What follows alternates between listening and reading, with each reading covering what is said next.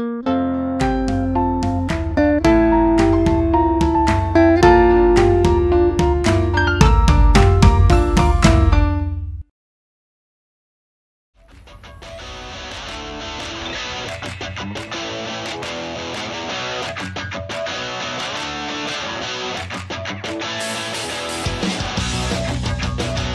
begin 2017 with cartoonish third-person shooter Renegade Line.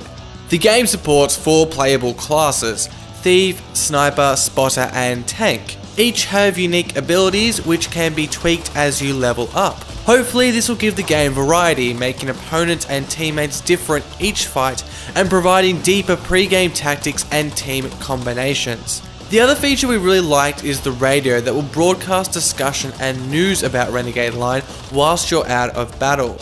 Unfortunately, Renegade Line's Kickstarter throws around a lot of ideas without adequate elaboration. For instance, it is put in bold text that you must choose between one of 2 factions, but there is no explanation as to how they are at all meaningful. Another culprit is the promise and listing of many game modes without detail on what the main mode is or how they'll differ from other team-based shooters. This has left us concerned that a lot of the game's ideas haven't been well planned or tested just yet. With a young team who've to this point worked for free, we're rooting for it and their success.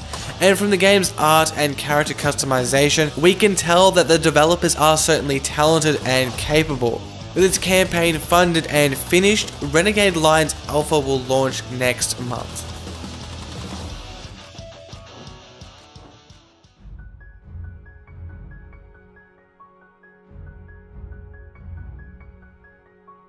Pixel Princess Blitz has left us rather impressed. Beneath adorable but fairly standard pixel art, the game boasts considerable depth.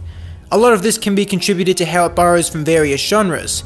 The overworld is set up as a hex grid and movement is done in turns, giving Pixel Princess a tabletop feel. Encounters on the map are brought to life via real-time combat in randomized dungeons, much like the arena battles in virtual card game Hand of Fate.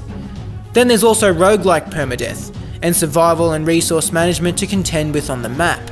Beyond all of that, Pixel Princess gains distinction from its commitment to role-playing and character relationships. You pick your backstory every playthrough and meet other characters who roam the world, playing by the same rules as you. These NPCs can be a source of quests or even romantic relationships. There's also multiple endings. We like how the game seemingly offers so much so that you can choose what part of the game you want to focus on. If all goes well, expect to see Pixel Princess Blitz hit early access next March.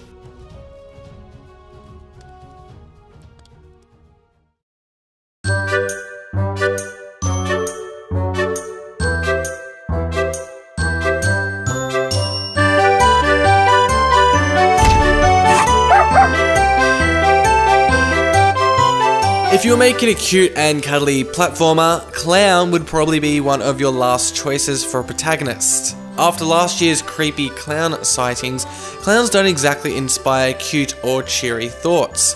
That hasn't stopped the development of Ayo the Clown though. With its bubbly music, blobby art and bright colours, it's powdered up enough to hide any scary clown thoughts and appear cheery and chirpy. Super Mario is a noted inspiration, and you can see that Ayo's gait and floaty jump are reminiscent of the world's most famous plumber. Toy-like tanks and helicopters spice up the platforming, Ayo's look can be customized in a fashion similar to Battle Block Theatre, and there is an adorable cast of quirky characters. Ayo the Clown is shaping up as a delightful all-ages platformer. There's a free pre-alpha demo to try right now, and the full game should be out by the end of the year.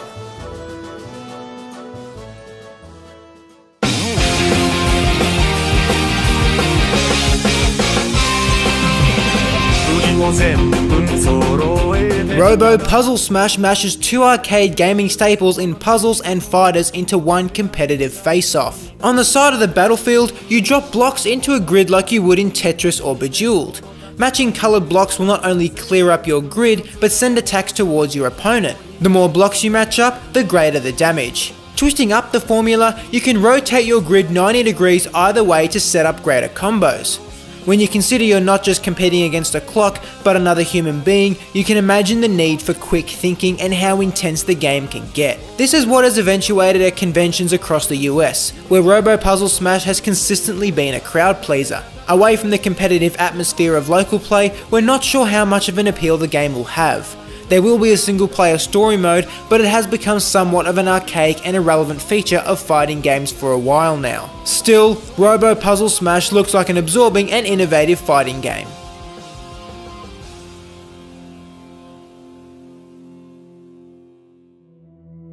Since childhood, we've been told that the universe is endless. We've been told there are billions of worlds, and that it is impossible to reach any of those. We've been told they are billions of light years away. But what if they haven't told us the whole truth? What if we live in a multiverse of parallel worlds, which are separated by nothing but a thin membrane? And what if this membrane is not impenetrable? 7 worlds. A cataclysmic shift merges 7 parallel worlds into one. Where there was once order, there is now chaos, as different races fight for power in an uncertain world. In Undungeon, you play as one of 7 heralds, one for each alien race, with the goal of uniting this chaos and learning the nature of this devastating shift. The 7 heralds make up a brilliantly weird and original cast of heroes that includes a brain-popping Zen baby, the hunchback cousin of the Grim Reaper, and a floating golden statue. Each carries the core, which is the secret to understanding the shift. It also provides immortality. When the heralds die, they come back to life with the surrounding world rearranged. We think that's a clever way to tie the permadeath system into the game's story, especially due to Undungeon being a narrative-driven game. The pixel art in Undungeon is stunning, and when you look at it in combination with the fast-paced combat, it gives off heavy Hyper-Light Drifter vibes. Its world may be perilous, but we think Undungeon has a bright future.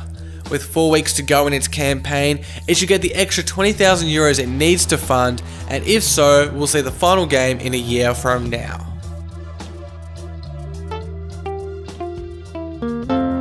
Thanks for watching. We'll see you next time here on Indie Former.